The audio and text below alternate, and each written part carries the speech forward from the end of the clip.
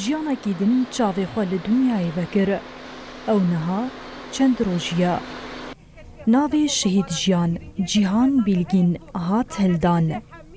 Hevrên kar, doz û kedê her tim şopekê li dû xwe dihêlin û tu carî jî bîr nabin.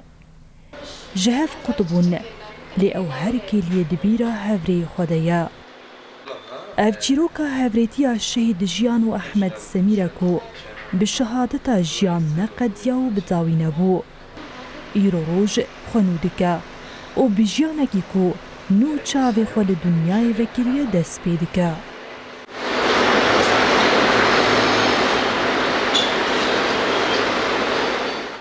Keça yekemîn ya malbatê min navê wê kir jiyan ser navê şehîd jiyan ku sala 2017 hatibû Rojavayê Kurdistanê ji wir hevaltiya me dest pê kir. Yani salên du dirêj mû hevaljiyan bi hev re kar kir.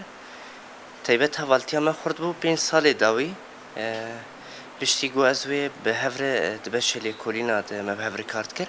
Beriya wê jî di grupa Qamişlo de wek ekîp nûçekan me bi hev re kar dikir.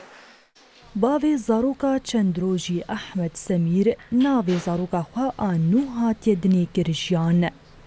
Ew dibêje wêrekiya li gel şehîd jiyan û cesareta wê gelekî bandor li wî kir. Ew kesayetekî fedekar bû.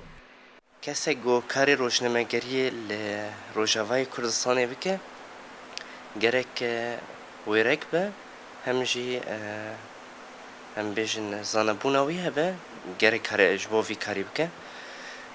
Ji lewma gelek sîfetên jiyan vî rengî hebûn yanî hem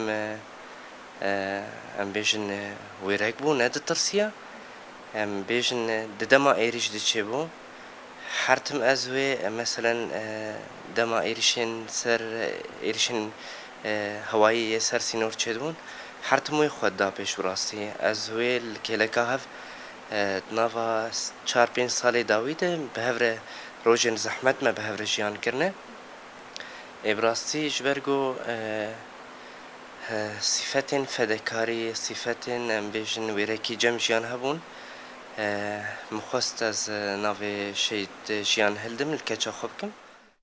بخدي هاتنا جيان بشين بو بنافي ويناني بر كيف خشبون بهاتنا كشكا خواني و شما وخاص جيان جيان تدي او دهات باما بقول كيف ما بر جيان دهات تدي اوش باكوري كردستاني هاتبو ام قال كي غريداي ويبون دهات هر مناسبة دهات جو داي جمر ازيبيم جموا جمر او تشكي خوشي كان ازيبيم جم دايكا خبخم بر كيفاي جمر دهات رحيم هاتنا جيان قال كي ام بي كيف خوش بون بلا جو جيان هvala احمد بو او تتي شهيد كات وهاتنا الجمع بربو يعني دهات جمع ام قال كي بشهادتاي ام بي جيان بشر فايت علاف كتش قدامه ما جو امي نافي جيان لكن اريج بو امي جبير نكن ذاكرامه دبه نوچگانا آژانسا آنها جیهان بیلگین و روزنامه‌وان مازم داشتن. 19 کانون 2024 لبنداوات تشرینی دی ایریشک ازمانی یا دولتا ترکا داگر کرده شهید بون. لی کردین کو بصدین سالان سری خو نتواندنه بزندگی ناریا شهیدین خو برگریه زبردوزا خود دونینن.